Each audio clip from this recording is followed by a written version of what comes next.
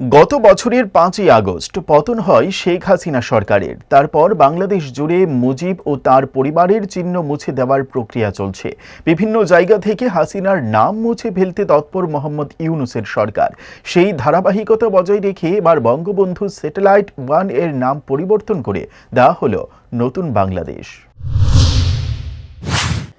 সোমবার টেলিযোগাযোগ ও তথ্য প্রযুক্তি মন্ত্রকের উপসচিব মোহাম্মদ রফিকুল ইসলাম জানিয়েছেন, বঙ্গবন্ধু স্যাটেলাইট 1 এর নাম পরিবর্তন করে বাংলাদেশ স্যাটেলাইট 1 করার প্রস্তাব প্রধান উপদেষ্টা অনুমোদন করেছেন। এর আগে উপদেষ্টা পরিষদের বৈঠকের সিদ্ধান্তে বলা হয়, ২০২৪ সালের জুলাই আগস্টে অভ্যুত্থানে তৎকালীন সরকারের সঙ্গে জড়িত সকল ব্যক্তির নামে রাষ্ট্রীয় সংস্থা, প্রতিষ্ঠান ও স্থাপনার নামকরণ বাতিল করা হবে। উপদেষ্টা পরিষদের বৈঠকের আলোচনা অনুযায়ী সকল মন্ত্রক ও বিভাগীয় প্রয়োজনীয় ব্যবস্থা গ্রহণ করবে।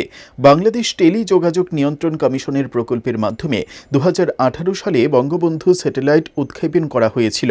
২০২২ সালের ৩১ জানুয়ারি এর মালিকানা হস্তান্তর করা হয় নতুন কোম্পানি বিএসসিএল এর কাছে।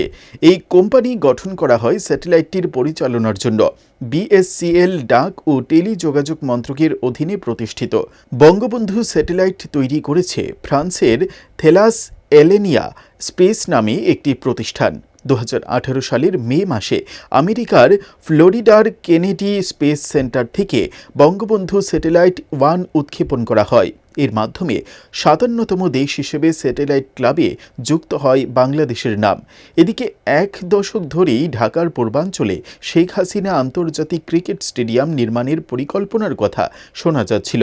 ছাত্র জনতার অভ্যুত্থানে আওয়ামী সরকারের পতনের পর সেই স্টেডিয়াম নির্মাণের সিদ্ধান্ত থেকে সরে আসে বাংলাদেশ ক্রিকেট বোর্ড।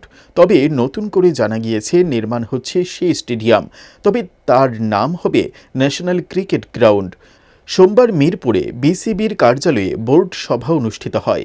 উল্লেখ্য, নতুন বাংলাদেশে মুক্তিযুদ্ধের ইতিহাস ছুঁড়ে ফেলা হচ্ছে ডাস্টবিনে। ভেঙে গুঁড়িয়ে দেওয়া হয়েছে মুজিবের বাড়ি। রাষ্ট্রপতি ভবন থেকে সরছে তাঁর ছবি। শুধু তাই নয়, বিভিন্ন হাসপাতাল, বিশ্ববিদ্যালয় থেকে মুজিব হাসিনার নাম মুছে ফেলা হয়েছে।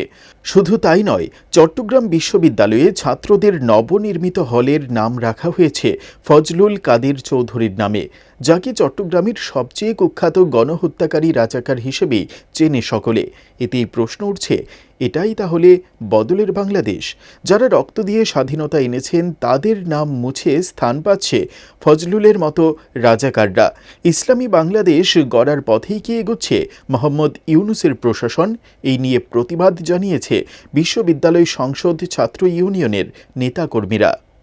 Bureau report, headlines Tripura national.